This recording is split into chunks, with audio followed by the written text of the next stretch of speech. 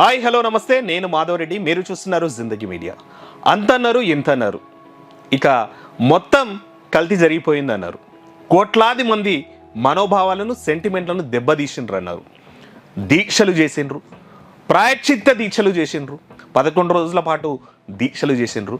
చివరికి సుప్రీంకోర్టే తలంటూ అంటింది అన్నది ఈరోజు పక్క రాష్ట్రంలోని ప్రతిపక్షం ఆరోపిస్తున్న, ఈరోజు సోషల్ మీడియాలో ట్రోల్ చేస్తున్నటువంటి వ్యాఖ్యలు, పోస్టులు. మరి నిజంగా తిరుపతి లడ్డులోన కల్తీ జరిగిందా? కల్తీ నెయ్యి వాడిండ్రా?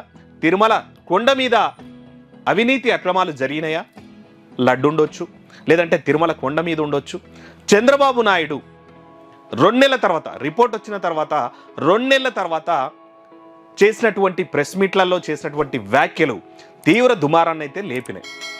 దేశవ్యాప్తంగా హిందూ సంఘాలు, స్వామీజీలు, కామన్ హిందువులు, పీఠాధిపతులందరూ కూడా రెస్పాండ్ అయినటువంటి నేపథ్యం ఉంది. దీని మీద బీజేపీ నేత, పచ్చి హిందూవాది, కట్టర్ హిందూవాది అయినటువంటి సుబ్రహ్మణ్య స్వామి సుప్రీంకోర్టు పోయిండు. దీంట్లో నిజాలు ఎంత? ఓ చట్టబద్ధమైనటువంటి, రాజ్యాంగబద్ధమైనటువంటి, ఇక రాష్ట్రానికి ప్రథమ స్థానంలో ఉన్నటువంటి ఒక వ్యక్తి ప్రెస్ మీట్లో 2 నెలల తర్వాత, రిపోర్ట్ వచ్చిన 2 నెలల తర్వాత ఇక లడ్డు కల్తీ జరిగింది, జంతు కొవ్వు ఉన్నటువంటి వివాదాస్పదమైనటువంటి ఆరోపణలు, కాంట్రవర్సీ కామెంట్లు చేసినటువంటి నేపథ్యంలో దీని మీద తగు విచారణ చేయాలని కూడా ఆయన సుప్రీంకోర్టును రిక్వెస్ట్ చేసిండ్రు. సుప్రీంకోర్టు కూడా రెస్పాండ్ అయింది. ఇక ఏపీ సీఎం పైన కూడా ఘాటుగా కామెంట్లు చేసింది. ఒక ఉన్నత స్థానంలో ఉన్నటువంటి వ్యక్తి కోట్లాది మంది మనోభావాలను దెబ్బతీసేలా ఎట్లాంటి ప్రూఫ్స్ లేకుండా ఎట్లా మాట్లాడతారు అని చెప్పేసి. రెండవది, డైరెక్ట్ సుప్రీంకోర్టు వచ్చేసి సెంట్రల్ గవర్నమెంట్ని క్వశ్చన్ చేసింది. ఈ సిట్ కంటిన్యూ చేస్తారా, అసలు మీ స్టాండ్ ఏంటి దీని మీద అన్నటువంటిది.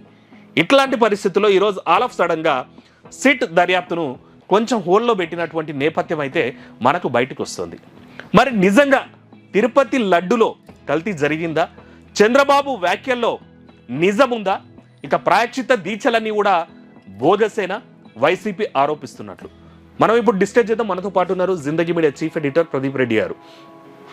అన్నా, నిన్న సుప్రీంకోర్టు వ్యాఖ్యలు అయితే చూసినాం. ఈరోజు సిట్ అనేటువంటిది ఓ 2-3 రోజులకు అయితే హోల్లో పెట్టిండ్రు. మరి సుప్రీంకోర్టు సెంట్రల్ గవర్నమెంట్ని డైరెక్ట్గా ట్యాగ్ చేయడం వల్ల సెంట్రల్ గవర్నమెంట్ చంద్రబాబు నాయుడుకి ఏమైనా ఇన్స్ట్రక్షన్స్ ఇచ్చిందా? అసలు సిట్ దర్యాప్తు జరగబోతుందా? తిరుపతి లడ్డూలో కల్తీ అయింది. అసలు ఇది ఆ చంద్రబాబు ఆ పార్టీ మీటింగ్లో కదా అయినది. ఫస్ట్ పార్టీ మీటింగ్లో ఏమన్నాడు,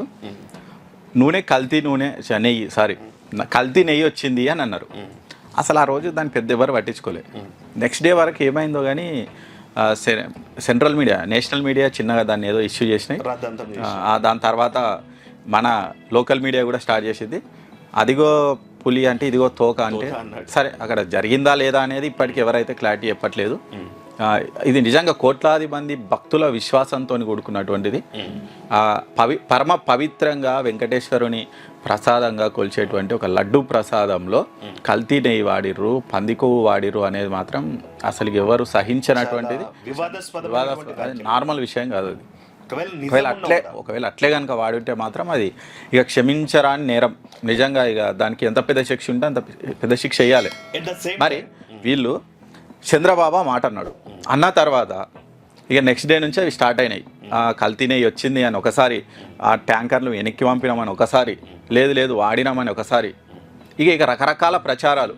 అందులో ఇప్పటి వరకు ఎవరిని క్లారిటీగా ఈ కల్తీ నెయ్యి పలానా రోజు వాడిరు, లేకుంటే 4-5 సంవత్సరాల నుంచి అదే నెయ్యి వాడుతురు, మొత్తం కల్తీ నెయ్యి వాడుతురు అని ఎవరు ఇప్పటికీ క్లారిటీగా చెప్పట్లేదు. అక్కడ ఒక లీకు, ఇక్కడ ఒక లీకు. నిజానికి లడ్డు ప్రసాదం నాణ్యత తగ్గిందన్న మాట వాస్తవం. అంటే మామూలుగా మనం చూస్తున్నాం కదా, నాణ్యత అయితే తగ్గింది. మరి అది ఎక్కడ అంటే చేసే విధానంలో నాణ్యత తగ్గిందా, లేకుంటే నిజంగానే కల్తీ వాడిరా అనేది తేల్చాలి ఖచ్చితంగా. అది తేలిస్తే అయిపోతుంది. ఇక ఈ చంద్రబాబు ఒక మాట అన్నాడని ఇక ఇక్కడ ఏమైందంటే ఇమీడియట్గా జగన్ దొరికిపోయినాడు. జగన్ ఎందుకు దొరికిపోయినా అంటే ఆయన క్రిస్టియన్తో దొరికిపోయాను. ఇక ఆయనను కార్నర్ చేసుడు స్టార్ట్ చేసారు. నిజంగా ఈ కార్నర్ ఎదురుదాడి నుంచి ఎట్లా తప్పించుకోవాలి జగన్ కూడా అర్థం కాలేదు. ఒకసారి గుంతల పడి డిక్లరేషన్ ఇయ్యనని చెప్పేసి నిజంగా అంటే మంచిగా బుక్ అయిపోయాడు. కానీ ఆ బుక్ అయింది ఇప్పుడు సుప్రీంకోర్టు తీర్పుతోటి జగన్ కు మళ్ళీ బూస్ట్ వచ్చింది. వైసీపీ శ్రేణులు అన్ని కూడా సోషల్ మీడియాలో అవే ట్రోల్స్ చేస్తున్నాయి. అసలు దాంట్లో ఇవన్నీ ఇష్యూలలో ఇక పెద్ద అయ్యింది ఎవరంటే పవన్ కళ్యాణ్ ఏమో. సరే ప్రాయశ్చిత్త దీక్ష అంటే నేను ఒక పెద్ద హిందువునని చెప్పుకోనికే ఆయన చేసిన హడావిడి మామూలుగా లేదు. నిజంగానే తప్పుంటే ఆయన చేతిలో ప్రభుత్వం ఉంది, అధికారులు ఉన్నారు, ఇమ్మీడియట్గా విచారణకు ఆదేశించి కథం ఎవరెవరు తప్పు చేసిరు వాళ్ళని నిలబెట్టి ఇమ్మీడియట్గా శిక్ష ప్రూఫ్ చేయొచ్చు కదా. వాళ్ళు అధికారం వాళ్ళే ఉంది, మొత్తం వాళ్ళదే ఉంది, ప్రూఫ్ చేస్తే అయిపోయేది. కానీ ఆ ప్రూఫ్ అనేది ఇప్పటివరకు చేయలేకపోయారు. ఏదో సిట్టాన్ని ఏర్పాటు చేసిరు. ఇక అది ఏదో నడుస్తుంటే సుప్రీంకోర్టు తోటి బ్రేక్ వచ్చింది. నిజంగా అది మొత్తం దేశంలో ఉన్నటువంటి హిందూ భక్తులందరికీ ఎఫెక్టే కదా ఇది. అంటే బాగా హట్ అయ్యారు ఈ విషయంలో మాత్రం. ఎందుకంటే చాలా కలియుగ ప్రత్యక్ష దైవము వెంకటేశ్వర స్వామి అని లక్షల మంది వస్తుంటారు రోజు మొత్తం దేశ నలుమూలల నుంచి. అక్కడ నిజంగా తప్పు జరిగినప్పటికీ కూడా దాని మీద నిజ నిర్ధారణ చేయాల్సిన అవసరం ఉండే. రెండోది అది జరిగిన తర్వాతనే ఎగ్జాక్ట్ ప్రూఫ్స్ ఉన్న తర్వాతనే అది ప్రజలకు తెచ్చాల్సినటువంటి అవసరం ఉండే. ఎందుకంటే ఈరోజు అంటే ఇప్పుడు ఈరోజు ఇప్పుడు జగన్ ఆయన ప్రతిపక్షంలో ఉండి ఏదో ఆరోపణ చేస్తే అది వేరబ్బా. ఆయన సీఎం స్థానంలో ఉన్నాడు, ఏది పడితే అది మాట్లాడది. అది కాకుండా మరి ఇంతమంది భక్తుల మనోభావాలతోని ఆడుకోవడం అనేది కరెక్ట్ కాదు. నిజంగా తప్పు జరిగి ఉంటే నిరూపించాలి. ఇంకోటి చాలా మంది ఎందుకంటే మీరు అన్నట్టు తిరుమల లడ్డు అనేటువంటిది ఇంకా ఎంత పవిత్రమో అది చెప్పాల్సిన అవసరం లేదు. సో అట్లాంటి దాంట్లో జంతువుల కొవ్వు కలిసింది అన్నటువంటి వ్యాఖ్య ఇక అది మామూలు విషయం కాదు. అది అసలు ఇక అంటే అది ఇక తప్పు అనే దానికి ఇక పీకు ఇక పెద్ద తప్పు అది. ఇక దాని మించి ఇంకో తప్పు ఉండదేమో. ఒకవేళ నిజంగా జరిగింటే కూడా దాని మీద ఎందుకంటే ఇన్ని కోట్లాది మంది హిందువుల యొక్క సెంటిమెంట్స్ ముడిపడినటువంటి అంశం ఈరోజు అందరూ కూడా ఒక్కసారి మానసికంగా షాక్ గురైనటువంటి సందనం. దిగ్భ్రాంతి అంటారు కదా. ప్రతి ఒక్కరు నువ్వు తిన్నావు ప్రసాదం, నేను తిన్నా, అందరు తిన్నారు ప్రసాదం. ఆ ప్రసాదం మరి నేను తిన్నది ఇటువంటి ప్రసాదమా అనేది ఒక్క నిమిషం మనకు మైండ్లో స్ట్రక్ అవుతుంది. ఇదొకటి కాకపోతే దేవునికి ఇటు ఇంత అపచారం చేసి అదే అంటున్నా. ఇంత సెంటిమెంట్ ఉన్నటువంటి దగ్గర సో ఒకవేళ నిజాలు తెలియకుండా ఇట్లా కామెంట్ చేసేసి ప్రెస్ మీట్లు పెట్టేసి అది మీరు అన్నట్టు రాష్ట్రమే ఆయన చేతిలో ఉన్నప్పుడు సో నిజ నిర్ధారణ చేయించాల్సిండే. ఇంటెలిజెన్స్లు ఏమేమి జరిగినాయో అక్కడ మొత్తం రిపోర్ట్స్ తీసుకురావాల్సిండే. అన్నీ తీసుకొచ్చి అప్పుడు ఇగో ఇది ఇట్లా అయిందని మొత్తం ప్రూఫ్స్ తీసుకొచ్చి ముందర పెట్టి ప్రెస్ మీట్ పెట్టాలి. ఇగో వీళ్ళు తప్పు చేసారు, వీళ్ళని శిక్షిస్తున్నాం అని ఇమీడియట్గా చేస్తే అయిపోతుంది.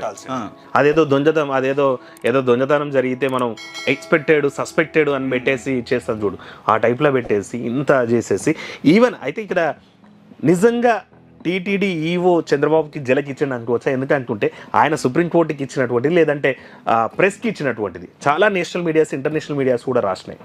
సో ఆ నెయ్యిని మేము వాడలేదు అనేటువంటిది అయితే వాళ్ళు చెప్పాడు. ఆయన అదే క్లారిటీ చెప్తున్నారు. కల్తీ నెయ్యి వచ్చింది అంటే ఇప్పుడు కాదు, ఇంతకుముందు కూడా కల్తీ నెయ్యి వచ్చేది. మేము దాన్ని టెస్ట్ చేసి నెయ్యి బాగాలేకుంటే రిటర్న్ పంపేవాళ్ళం. మన కూడా పంపించినామని చెప్పారు. 4 ట్యాంకర్లు కదా, 4 ట్యాంకర్ల నెయ్యి రిటర్న్ పంపించినామని చెప్పారు. కానీ నెయ్యి వాడినాము, ఇప్పటి నుంచి వాడుతురు అని అయితే ఇప్పటివరకు ఎవరు చెప్పలేదు కదా. ఎవరు చెప్పలేదు. ఆ ఈవో చెప్పినటువంటి స్టేట్మెంట్ అటు చంద్రబాబు చెప్పినటువంటి స్టేట్మెంట్స్ చంద్రబాబు కూడా ఫస్ట్ ఏం చెప్పిండు, ఆయన క్లారిటీగా ఏం చెప్పిండు, కల్తీ నెయ్యి వచ్చింది అని చెప్పిండు అంతే. ఆ వాడినామని చెప్పలేదు, పలానా అప్పుడు వాడినామని చెప్పలేదు. ఆ నెక్స్ట్ డే ఏమైందో అంటే ఇది ఇష్యూ ఏదో బర్నింగ్ ఇష్యూ అయ్యేటట్టుంది. జగన్ మంచి కార్నర్ అవుతాడు మరి అనుకున్నారా, మరి ఆయనకి ఎవరైనా ఐడియా ఇచ్చిరా, మరి ఏమైందో కానీ దాన్ని బాగా పట్టుకొని పోయారు. నిజంగా జనాలలో కూడా బాగా పోయింది. జగన్ కార్నర్ అయ్యారు. జగన్ ఎంత బదలం కావాలో అంత అయ్యిండు. ఆయన స్వయం కృపాపరాధం కూడా ఉంది. ఎందుకంటే మన పోయినప్పుడు ఆ డిక్లరేషన్ ఇచ్చిపోతే అంటే తప్పు. నిజంగా ఆ విషయంలో అయితే జగన్ తన గోతిలో తను పడ్డట్టు అని చెప్పాలి. ఎందుకంటే సరే ఈడ తప్పు జరిగిందా అనుమానిస్తున్నా దాన్ని నిజం చేస్తున్నట్టు, నేను అవును నిజమే హిందూ దేవులను అగౌరవపరుస్తా అన్నట్టే చేసినటువంటి నేపథ్యం. అంటే నిజంగా ప్రతి దేవుని దగ్గరికి పోయినప్పుడు డిక్లరేషన్ ఇవ్వాలి, ఇది భారతదేశం భిన్నత్వంలో ఏకత్వం అంటే ఓ మతానికి ఓ సెంటిమెంట్ ఉంటుంది. ఆ సెంటిమెంట్ను మనం గౌరవించాల్సినటువంటి అవసరం ఉంటుంది. ప్రెసిడెంట్ ఆఫ్ ఇండియానే డిక్లరేషన్ ఇచ్చి వెళ్ళిపోయినప్పుడు ఎవరైనా సరే గతంలో నువ్వు చీఫ్ మినిస్టర్ ఉండొచ్చు, వ్యవస్థలు మొత్తం నీ దగ్గరే ఉండొచ్చు, చట్టం నీ దగ్గర ఉండొచ్చు, శాసనం నీ దగ్గరే ఉండొచ్చు. ఇప్పుడు స్పెసిఫిక్గా దాన్నే నీ టార్గెట్ చేసినప్పుడు దాన్ని బ్రేక్ చేయాల్సిన బాధ్యత ఎవరి మీద ఉంది? తన మీదనే ఉంటుంది అంతే. ఎందుకంటే సచ్చీలత నిరూపించుకోవాల్సినటువంటి అవసరం ఉండే. రెండవది ఏంటంటే మనం ఇంతకుముందు కూడా మాట్లాడినట్టు తిరుమల లడ్డులో కల్తీ అని చెప్పలేం కానీ క్వాలిటీ అయితే తగ్గినటువంటి మాట వాస్తవం. అది ఎందుకు రెండోది ఈవెన్ అక్కడ ఇప్పుడు అన్నప్రసాదం పెట్టే దాంట్లో కూడా క్వాలిటీ తగ్గిందని మనం కూడా పలుసార్లు పోయినప్పుడు అనుకున్నాం అనమాట. మూడోది దర్శనం దగ్గర కూడా అవి ఏంటంటే బ్లాక్ల టికెట్లు విచ్చలవిడి అమ్ముతున్నారు అన్నటువంటిది. రెండవది ఈ కాలినడకనే వెళ్ళే వాళ్ళకైతే పొద్దున 5ంటికి కూడా టికెట్లు దొరకవు, అవి కూడా బ్లాక్ మార్కెట్ చేసిండు అన్నటువంటి ఆరోపణలు అయితే మస్తు ఉన్నాయి. సరే అది బోర్డు చేసిందా, జగన్ చేసిండా అయితే, మరి ఇప్పుడు ఈ సుప్రీంకోర్టు అయితే ఇన్వాల్వ్ అయింది ఇప్పుడు. సో పర్యావసనాలు ఎట్లా ఉండబోతున్నాయి నిజంగా ఒకవేళ, ఎందుకంటే ఈవెన్ ఆ రిపోర్ట్ ఇచ్చినటువంటి సంస్థ కూడా మా రిపోర్ట్ కూడా కొన్నిసార్లు తప్పు ఉండొచ్చు అన్నటువంటి వ్యాఖ్యల నేపథ్యంలో అంటే ఓన్లీ మనము సస్పీసియస్ సస్పెక్టెడ్ అట్లాంటి రిపోర్టు మీదనే ఇంత రాద్ధాంతం చేసినామా, ఇంతమంది హిందువుల మనోభావాలను దెబ్బతీసినాం అన్నట్టు ఆలోచన వస్తే ఏంటి పరిస్థితి? నిజంగా ఇప్పుడు ఎవరైతే ఆరోపణ చేసిరో ఇప్పుడు నిరూపించాల్సిన బాధ్యత ఆయన మీదే ఉంది. లేదు తప్ప కరెక్టా, నేను పొరపాటున చేసిన, నాకు తెలియదు, నాకు పై అధికారులు ఇంకెవరో ఇచ్చిరు, నేను అనుకోకుండా అన్నా, అదనే చెప్పాలి. లేదు నిజంగానే చాలా ఆధారాలతో చెప్పిన అంటే ఖచ్చితంగా ప్రూఫ్స్ నిరూపించాల్సి వస్తుంది.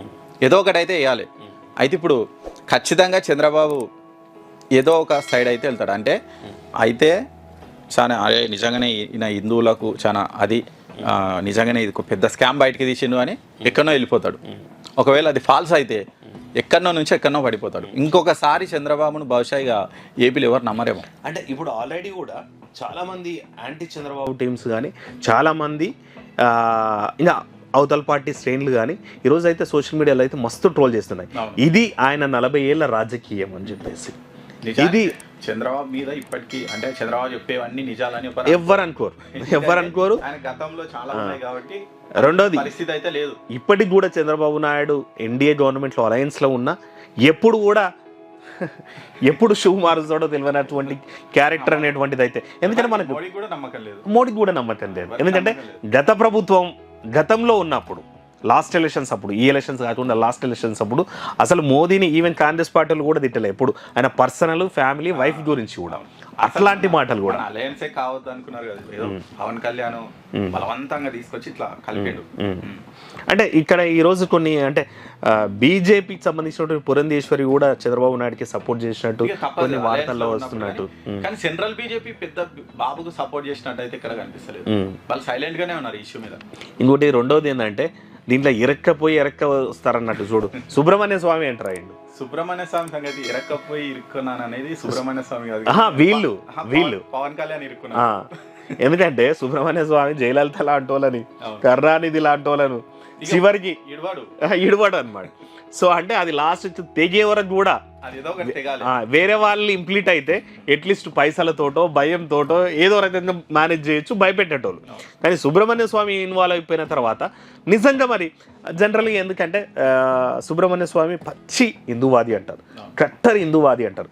మరి హిందూ మతం మీద జరుగుతున్నటువంటి దాడిని కూడా తను నిజ నిరూపణ కోసమేనా, లేకపోతే చంద్రబాబు మీద గతంలో కూడా కామెంట్ చేసినట్టు అదేమైనా పర్సనల్?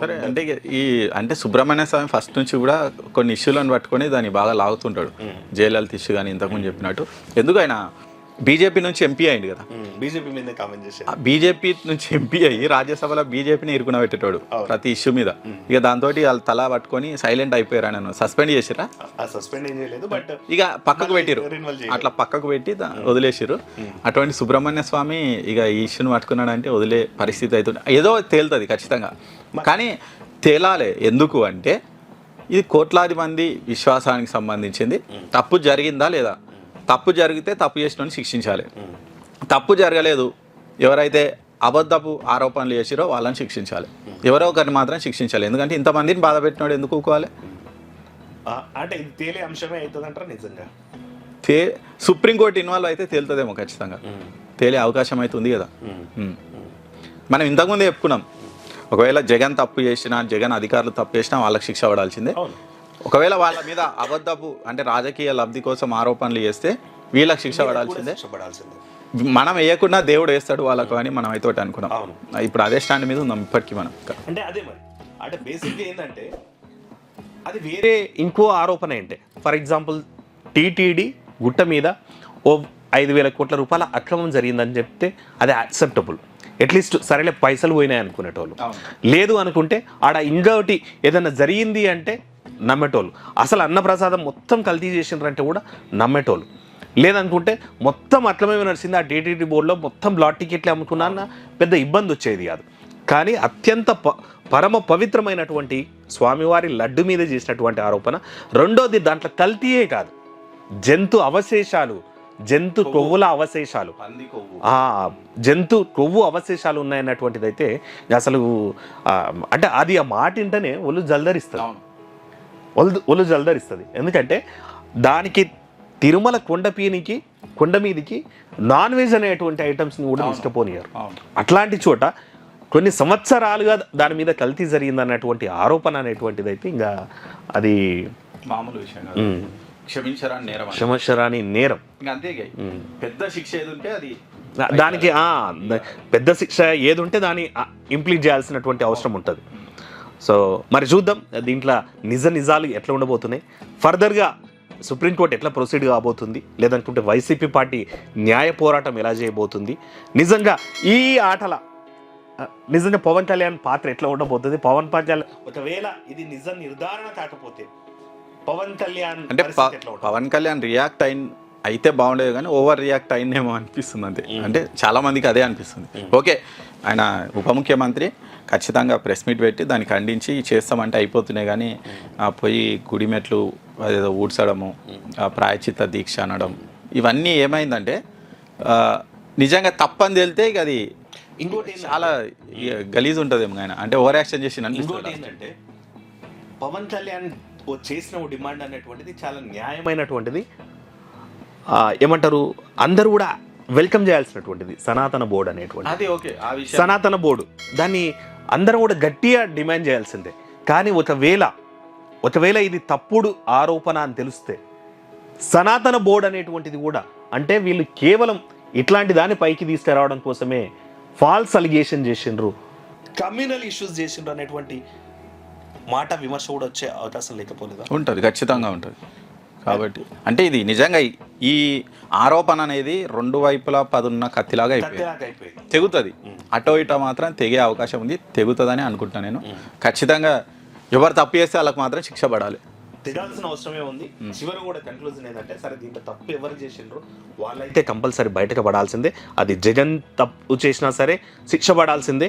రెండోది ఫాల్స్ అలిగేషన్ తోటి దేవుణ్ణి దీంట్లో ఇన్వాల్వ్ చేసినా సరే, ఈ రాద్ధాంతంలోకి ఇన్వాల్వ్ చేసినా సరే, అదే సుప్రీంకోర్టు కూడా అదే కామెంట్, రాజకీయాల నుంచి దేవుడి నుంచి రాజకీయాలను దూరంగా పెట్టండి, రాజకీయాలన్నీ దేవుణ్ణి కలపకండి అని చెప్పేస్తున్నటువంటి ఘాటు వ్యాఖ్య కూడా చేసింది.